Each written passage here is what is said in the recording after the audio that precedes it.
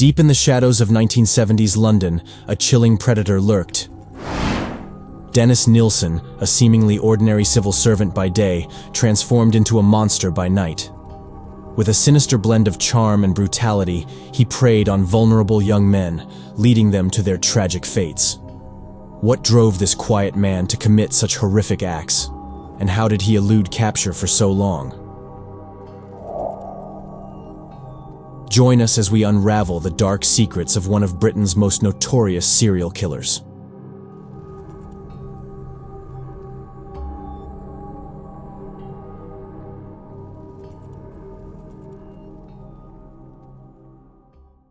Dennis Nilsen was a monster curated from an inability to manage regular human connection and dark sexual fantasies being left to fester.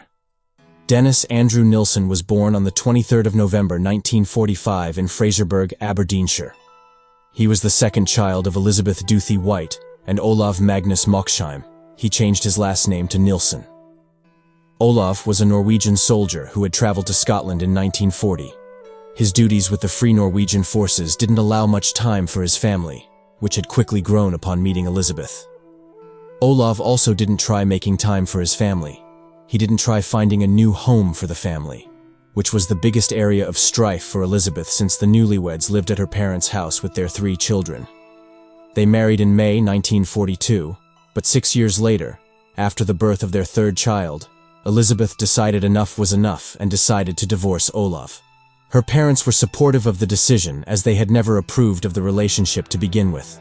As a child, Nilsen was described as quiet but adventurous.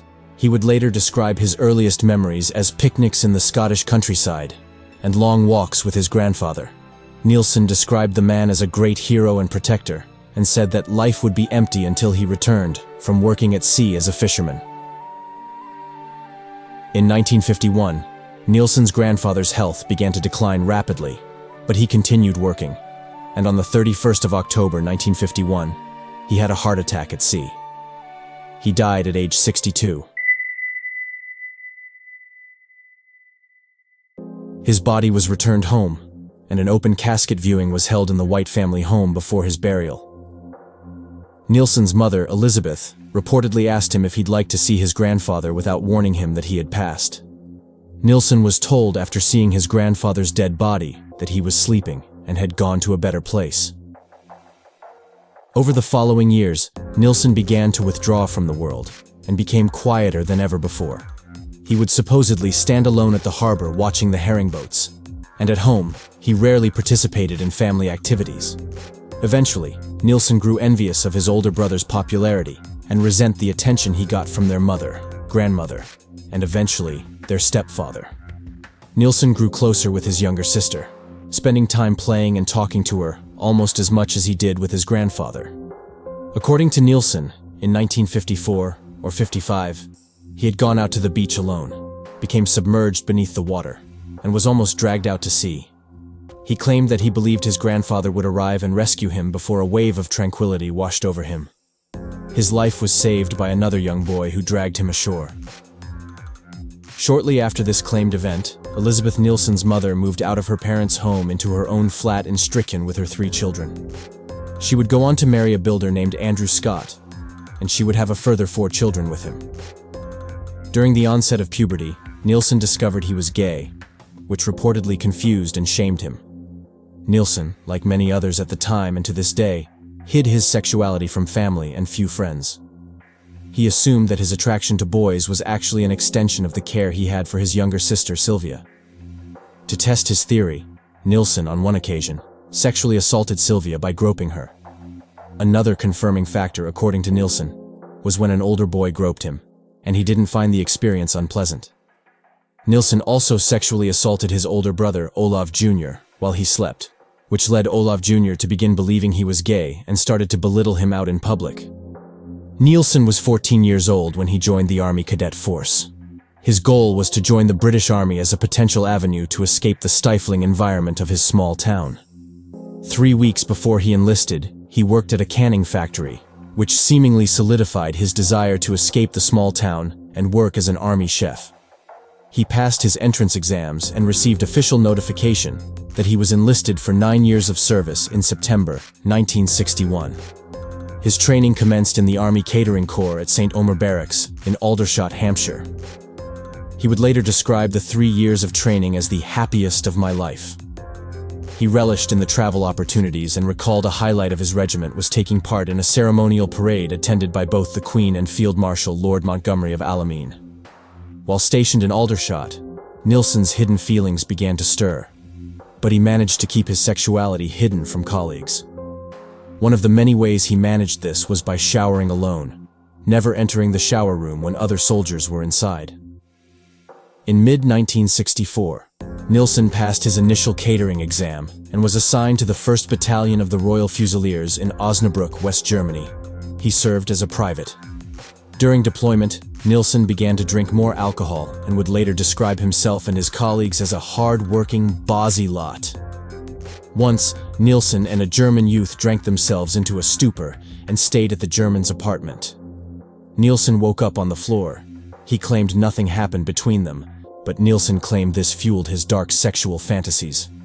The fantasies included a young, slender male being entirely passive, unconscious, or dead. Afterwards, Nilsen began making efforts to have his body be sexually used by his colleagues. He would drink with them and pretend to be unconscious, hoping they would assault him. Following the 2 years in Osnabrück, Nilsen went to Aldershot, where he passed another catering exam before deployment in Norway with the British Army to serve as a cook. In 1997, Nilsen was deployed to the state of Aden, now a part of Yemen, where he again served as a cook at the Al Mansoura prison. The posting was more dangerous than his previous 2 in West Germany and Norway. Nilsen later recalled that the regiment lost several men, often through ambushes en route to the army barracks. Nilsen claimed that he was kidnapped by an Arab taxi driver who beat him unconscious and put him in the boot of his car. He was awake when the driver dragged him out of the boot. Nilsen attacked with a jackhandle and beat the driver unconscious. He then locked the man in the boot of his taxi before escaping. At the posting, he had his private room where he would masturbate without discovery, allowing his dark fantasies to grow. Nilsen compensated for his unfulfilled fantasies of sex with an unresistant or deceased partner by imagining the encounters while watching his body in a mirror. He had discovered that by using a freestand mirror that wasn't showing his head, he could split his personality to live out these fantasies, envisioning himself as both the dominant and the submissive partner. Nilsen claimed that the fantasies became more extreme after his near-death experience of the kidnapping, witnessing multiple dead bodies while in Aden, and the imagery of the 19th century oil painting entitled The Raft of the Medusa. One of the most vivid of his fantasies involved washing a dead man's body in a bathtub, something that he would live out with most of the murders he would commit in years to come.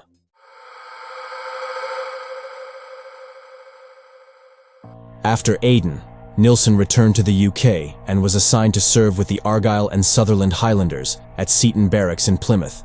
He was required to cook for 30 soldiers and 2 officers daily.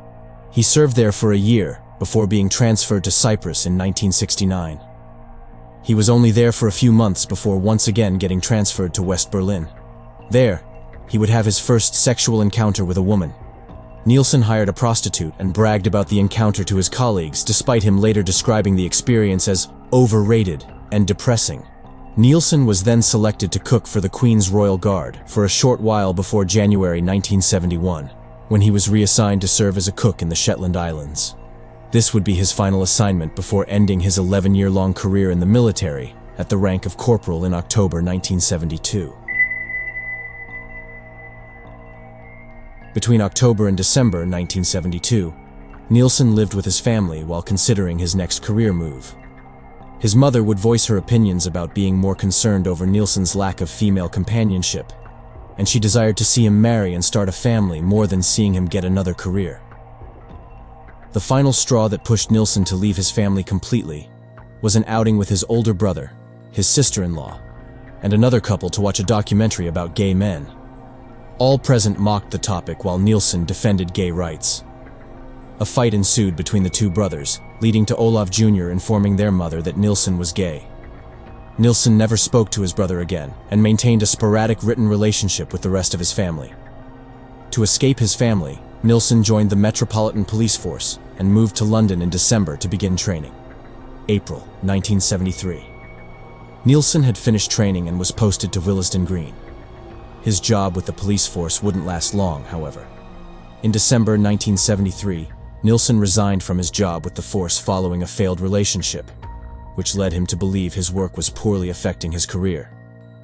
After a brief stint working as a security guard, Nielsen found work as a civil servant at a job center on Denmark Street in May 1974. Co-workers knew Nielsen as quiet and conscientious, and was active in the trade union movement. He frequently volunteered to work overtime, making several co-workers suspect he was a loner. In June 1982, Nielsen was transferred to a job center in Kentish Town, where he would act as an executive officer with additional supervisory responsibilities. This is the job he was working up until his arrest in 1983.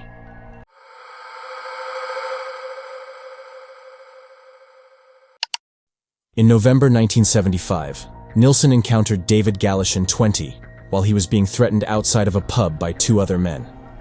Nielsen intervened in the altercation and offered to take David home to his place in the Cricklewood district of North London. There they spent the evening talking and drinking, Nielsen learning that David was gay, unemployed, and residing in a hostel. The following morning, they agreed to live together in a larger residence, and Nielsen immediately began searching for a home for the two. Several days later, they viewed a ground-floor flat at 195 Melrose Avenue and decided that the property was perfect for them and wanted to move in. Nielsen negotiated a deal with the landlord where they had exclusive use of the garden at the rear of the property. Nielsen used a large portion of the inheritance he got from his biological father's passing to get the home. Over the following months, the pair decorated the flat. Most of the physical work was done by David, while Nielsen began viewing himself as the breadwinner of the home. Nielsen claimed that while he was sexually attracted to David, they never slept together. The partnership began showing strain at the beginning of 1976 when they started arguing constantly, but David testified that Nielsen was only verbally abusive towards him. Following a heated argument in May 1977, Nielsen reportedly told David to leave the house and thus ended the partnership between them. Afterwards, Nielsen formed brief relationships with several young men, but he claimed that he developed an increasing conviction that he was unfit to live with, and by late 1978, he was living a solitary existence. On December 30th, 1978, Nielsen went to the Cricklewood Arms pub after drinking heavily in his flat alone for hours. He had decided that he must, at all costs, leave his flat to seek out company. There, he met 14-year-old Stephen Dean Holmes, who was in the pub attempting to buy alcohol. Nielsen invited Stephen to his house with the promise of drinks and music. He later claimed that he believed Stephen was around 17 years old. At Nielsen's home, he and Stephen drank heavily before falling asleep.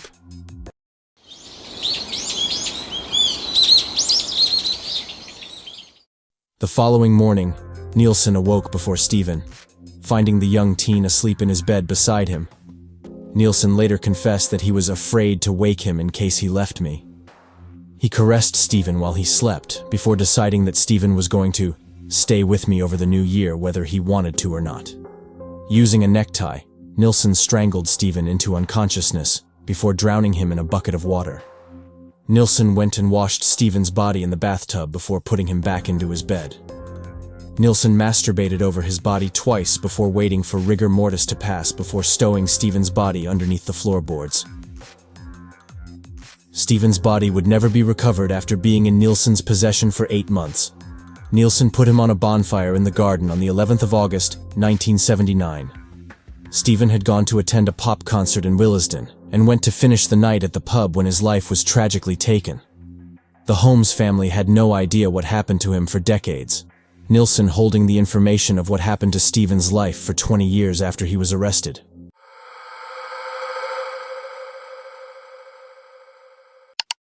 On the 3rd December 1979, Nielsen encountered 23-year-old Canadian student Kenneth Ockenden while they were both drinking in a West End pub.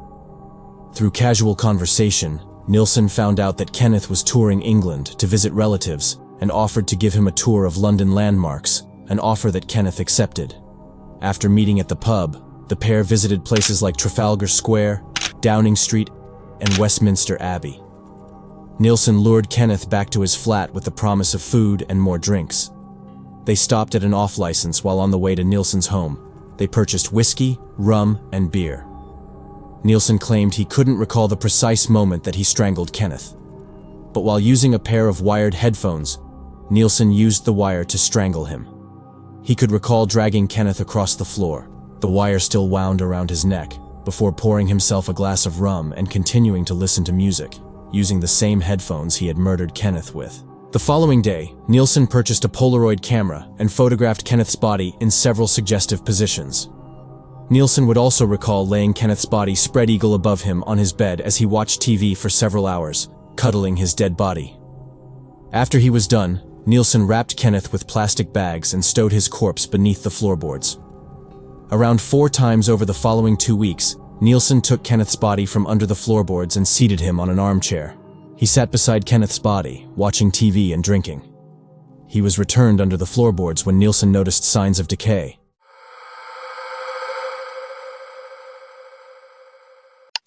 On May 13, 1980, after being questioned by British Transport Police for evading his train fare, 16-year-old Martin Duffy hitchhiked from Birkenhead, Merseyside to London without his parents' knowledge.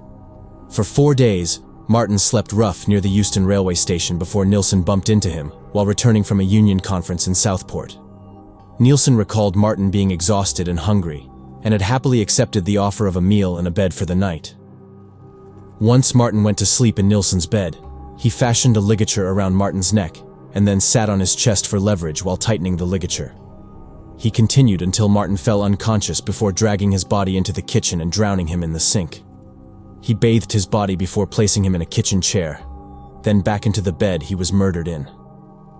Nilsen repeatedly kissed, complimented and caressed Martin's body both before and after he masturbated while sitting on his stomach. For 2 days, Nilsen kept Martin's body stowed in a cupboard before Nilsen noted signs of bloating and he went straight under the floorboards.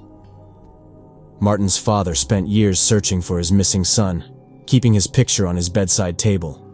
His siblings said in a documentary later, "Something like this can tear families apart, but this brought us together. Martin was part of our family, he was loved, and we miss him."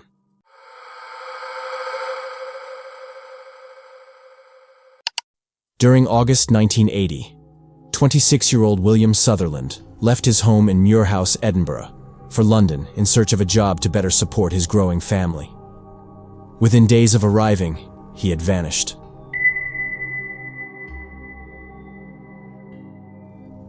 Nilsen met William in a pub near Piccadilly Circus.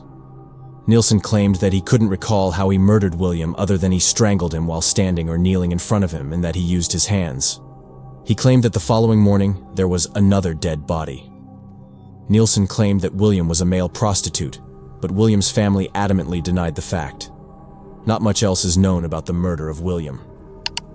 In September 1980, Nilsen claimed another life that, to this day, remains unidentified. All Nilsen claimed he could remember about the man was he was around 5 feet 9 inches or 5 feet 10 inches, an Irish laborer, and about 27 to 30 years old. He had rough hands and wore an old suit, jacket, and shoes. The pair met in Cricklewood Arms. Nilsen later claimed that he fabricated the man. The following month, Nilsen would once again take the life of a man who remains unidentified to this day. All Nilsen claimed to remember about him was he was a slender-framed male prostitute who stood around 5 feet 10 inches. He was reportedly aged 20 to 30 years and was either of Filipino or Mexican descent. Nilsen stated he had gypsy-like features. They met in Salisbury Arms. A month after that, November 1980, potentially around the 11th to the 18th, as Nilsen was absent from work those days, another life was taken. He is still unidentified, but Nilsen described him as being an English vagrant in his 20s. He was described as emaciated, pale, and had several missing teeth. Nilsen encountered him while he slept in a doorway at the top of Charing Cross Road. The two took a taxi back to Nilsen's home, most likely after Nilsen offered the man a place to stay for the night and a warm meal. That evening, Nilsen strangled the man to death while he slept. Nilsen would later claim that he believed the man's life had been one of long suffering, and that savagely murdering him had been as easy as taking candy from a baby. The 4 different people's remains underneath the floorboards began to smell, attracting insects, especially throughout the summer months. When Nielsen brought the remains out of their temporary graves, they were covered with pupa, the stage most insects go through between immaturity and maturity, and they were infested with maggots. He tried combating the bugs and smells by putting deodorants under the floorboards, and Nielsen would spray insecticide around his flat twice a day, but the odor and bugs remained. During late 1980, Nielsen removed the bodies from throughout his apartment. He dissected them and burnt their remains on a communal bonfire he constructed. Like he had before, he crowned the fire with an old car tire. Nielsen later recalled 3 local children standing to watch the flames until they had almost died out. Once the fire was out and the children left, Nielsen used a rake to search the debris for any recognizable bones. He only found a skull, which he smashed with his rake. Shortly after the bonfire, during November or December 1980, Nielsen struck again. He described the still unidentified man as an English, long-haired hippie, aged between 25 and 30. They met in the West End after pubs had closed. The victim's body was stowed beneath the floorboards of the flat until Nielsen removed him to cut him into 3 pieces and returned him underneath the floorboards. Nielsen claimed to have fabricated this victim. Around January 4, 1981, Nielsen murdered another unidentified man. He described him as an 18-year-old, blue-eyed Scot with blonde hair and wore a green tracksuit top and trainers. They had met in the Golden Lion pub in Soho, Nielsen luring him back to his apartment under the guise of a drinking game or contest. They played their game before Nielsen murdered him. Nielsen told his employers he was ill and unable to attend work on the 12th, and it's believed he took the day to dissect both victims. In February 1981, Nielsen struck again. Apparently, he couldn't remember much about the man other than he was from Belfast, was of slim build, and was approximately 5 feet 9 inches, in his early 20s, and had dark hair. The 2 met in the West End after the pubs had closed. Nielsen strangled him with a necktie before his body was placed underneath the floorboards with the other 2 men's remains. In April 1981, there was another unidentified victim that Nielsen described as a muscular young English skinhead, approximately 20 years old. He had worn a black leather jacket and had a tattoo around his neck that simply read, "Cut here." The victim reportedly boasted about how tough he was and how he liked to fight. Nielsen lured him back to his flat under the promise of a free meal and alcohol. Nielsen hung this victim's naked torso in his bedroom for 24 hours before placing the body beneath the floorboards. Nielsen later claimed the victim was fabricated. The following month, Nielsen removed the internal organs of several of these unidentified victims and discarded the innards both upon the waste grounds behind his home and into his household waste. The final victim at the Melrose Avenue flat was on September 18, 1981. The day before, Nielsen found 23-year-old Malcolm Barlow slumped against the wall outside the home. Malcolm barely managed to tell Nielsen that his epilepsy medication caused his legs to weaken. Nielsen suggested that Malcolm go to the hospital and help Malcolm walk inside the flat while he called an ambulance. The following day, Malcolm returned to the home after being released from the hospital to reportedly thank Nielsen for his help. Nielsen invited him inside for a chat over a meal and some drinks. Malcolm eventually fell asleep on the sofa. While he slept, Nielsen manually strangled Malcolm, stowing his remains underneath the kitchen sink the following morning.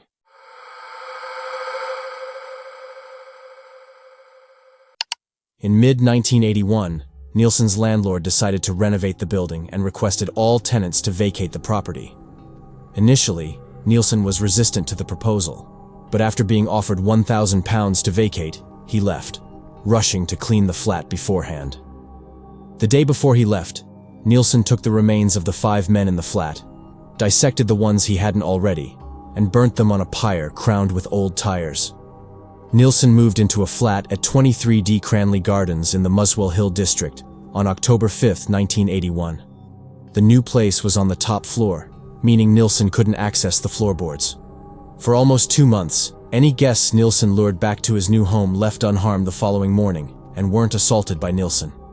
This all changed on November 23, 1981, when Nielsen attempted to strangle 19-year-old Paul Nobbs, but stopped himself from finishing the act.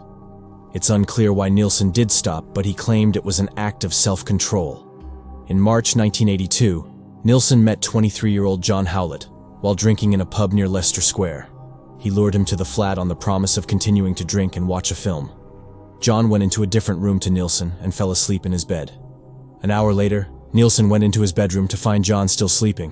When he couldn't stir him from slumber, Nilsen decided that he would murder him. Taking an upholstery strap, Nilsen began strangling John. The man woke and began to fight back but was eventually knocked unconscious by the lack of oxygen.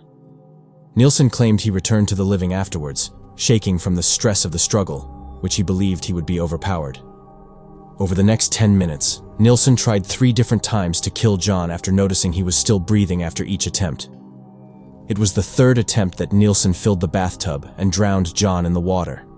For over a week after the killing, Nilsen's neck was still bruised by John's fingerprint. Nilsen, unable to hide John's body under the floorboards, later dismembered his body and flushed portions of flesh and his internal organs down the toilet. He placed various large bones out with the rubbish as well.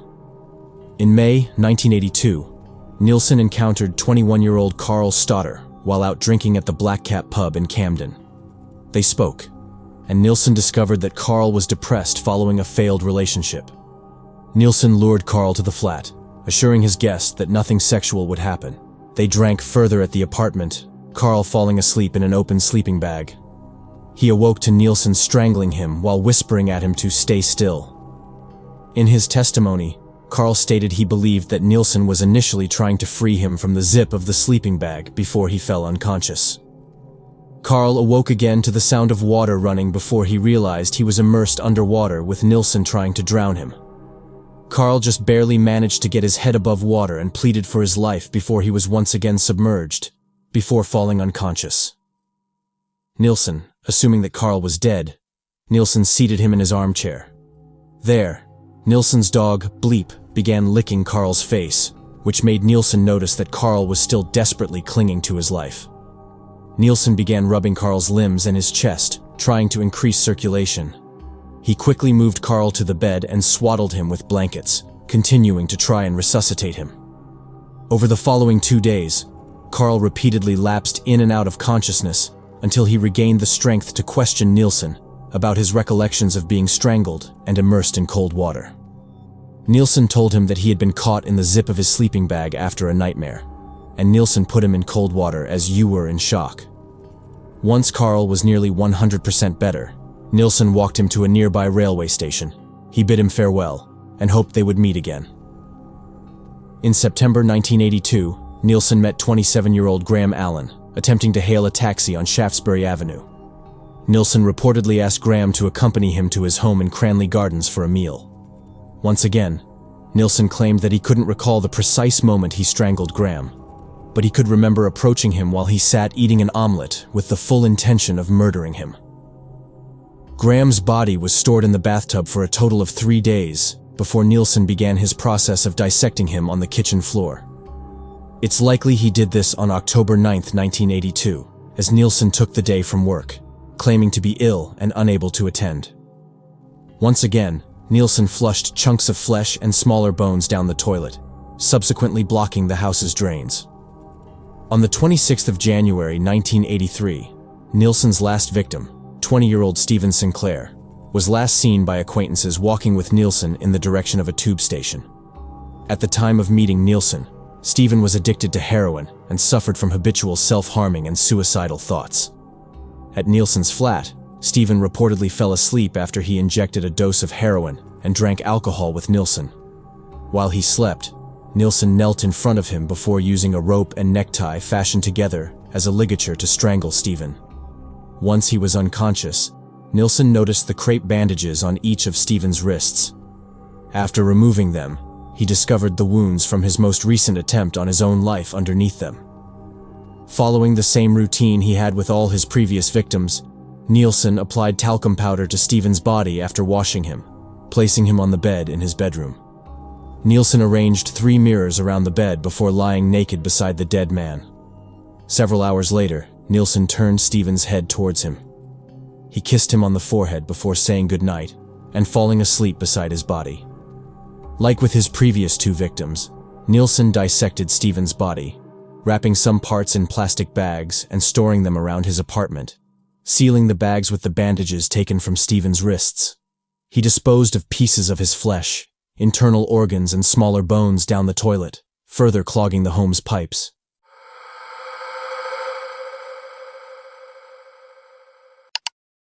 On February 4, 1983, Nielsen wrote a letter of complaint to the estate agents because of the blocked drains that he called intolerable to the many tenants in the 3 different flats.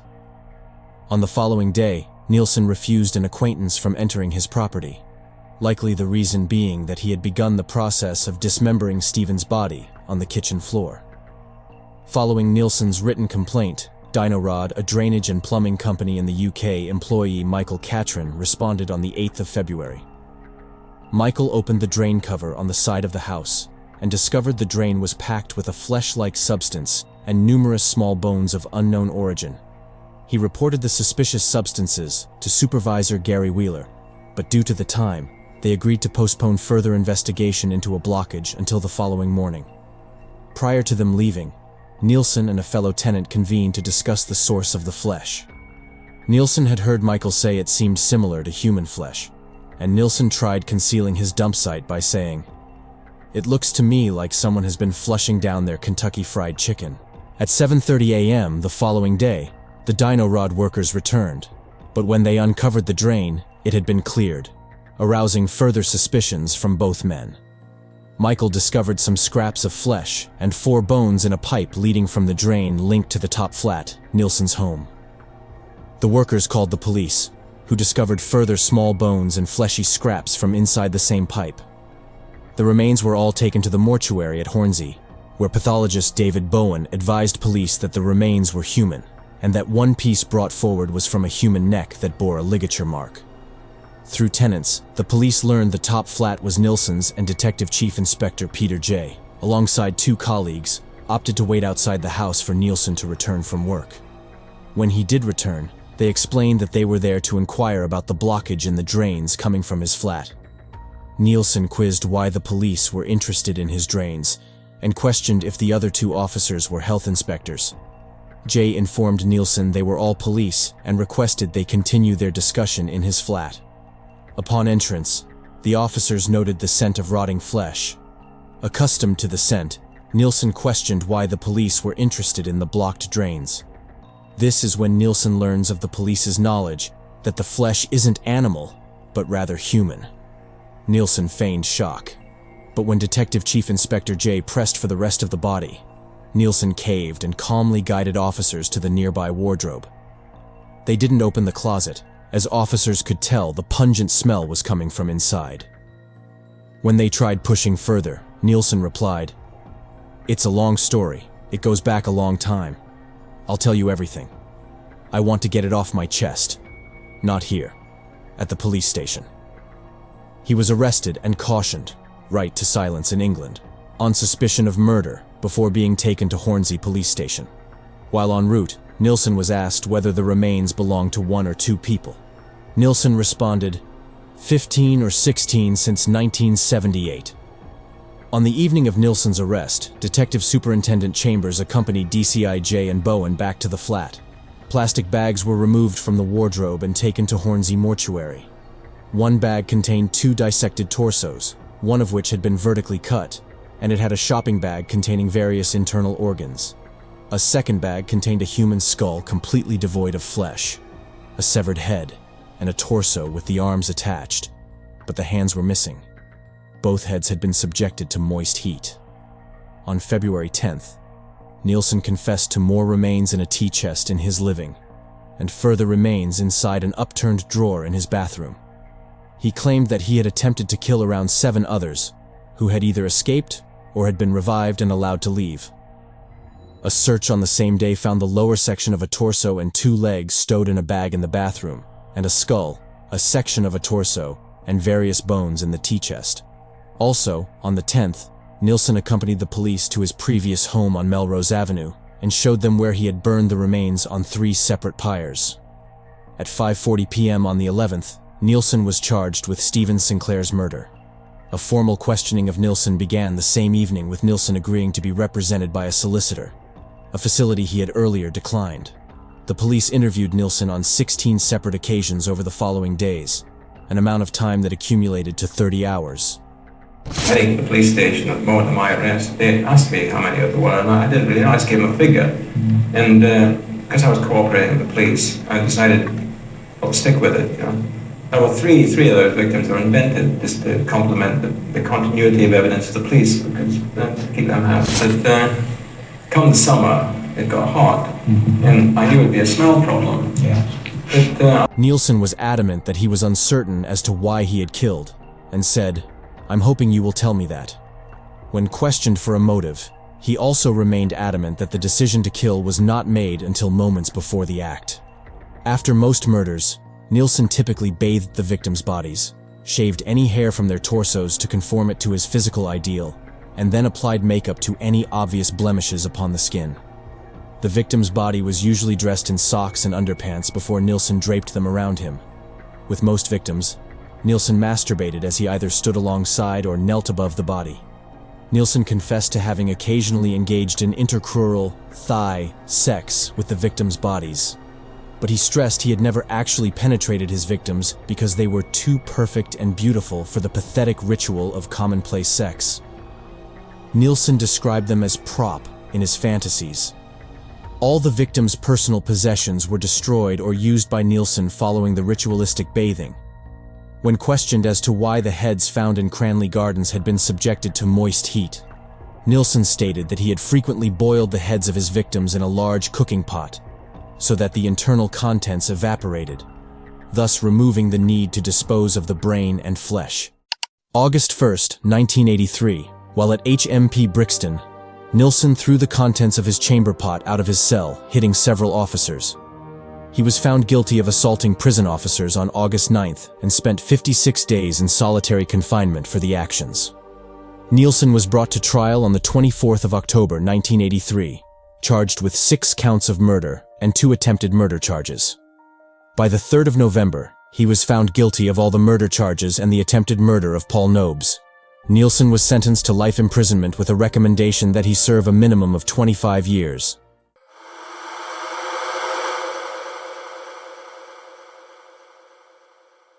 On the 10th of May 2018, Nilsen was taken from HMP Full Sutton to York Hospital after complaining of severe stomach pains. He was found to have a ruptured abdominal aortic aneurysm, which was repaired, although he subsequently suffered a blood clot as a complication of the surgery. Nilsen died on May 12th. 15 men were brutally murdered because of one man's inability to manage his own loneliness, and he left families mourning, some without ever getting the decency of knowing if their loved one was one of the victims.